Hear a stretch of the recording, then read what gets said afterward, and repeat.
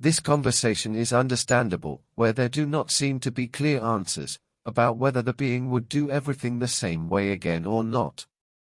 At such moments, the weight of opportunities, in contrast with possibilities, becomes evident, and the being cannot hide from itself. In wonderful moments like this, the being attains lucidity and sees its true magnitude, the power it possesses, the role it plays in the dimension it occupies, and the laughable condition in which it finds itself, shaped by the concepts and conditions it has created. Redemption is not a handout available to law or forgiveness. It is an act of the being towards itself, in overcoming the limits it has imposed upon itself. The conquest of the 0 point, which all others conceal, is the only achievement that justifies any action, and that demystifies all acts of contrition. How many times has this perception been, and will continue to be, veiled in secrets and whispered voices? That is why it is so important to recognize that moments like this are wonderful, as they reveal to the being that it is the sole author of its own life. It is when the masks fall that life presents itself in its essence, and paradoxes dissipate. In the laboratory, the being works and leads the battle that will transform it from apparent impotence to omnipotence. Promises dissolve in the lucidity and self-confidence of the being. It no longer fights for rewards, for it recognizes itself as a warrior. And to this warrior, it is reminded that no transformation occurs without its action. The processes, widely explained, become clear. The raw material is crude, but within it lies purity. This material is not rare, but its discovery is rare due to its concealment in its very visibility.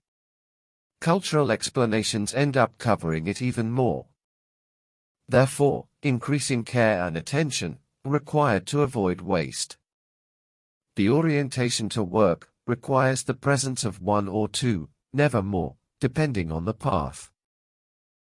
Dissolution requires the solvent in the right measure, just as cooking requires the exact waiting time, accompanied by patience and prayer, as a form of dialogue.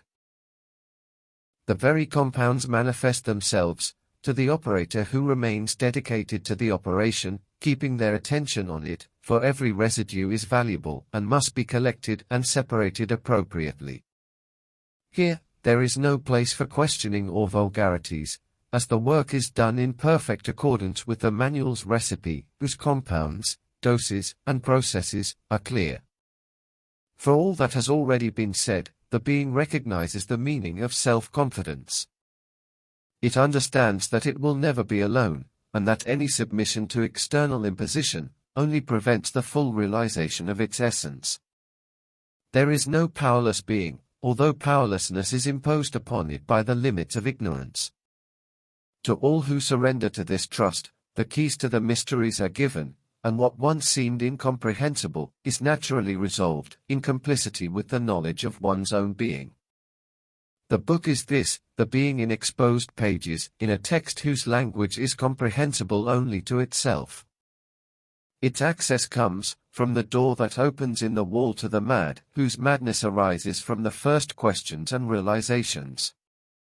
In this concept of madness, wisdom is inserted in its purest state, inevitably accompanied by discoveries. The intellect, as a guide, is providential, but it can be dangerous when it submits to well-constructed arguments that support the existence of the manifested world as an end to be preserved. The world, with everything and everyone in it, is a servant, not a master. Nor are there masters above the being.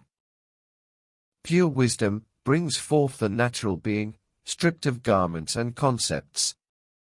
Madness, on the other hand, brings a being who is master of itself, respectful of rules and laws, who hides in obedience to them. But, in the intimacy of a closed laboratory whose entrance is open to it, it operates in perfect agreement with its own nature without exposing it to the external world, which constantly investigates in search of the secret of this work.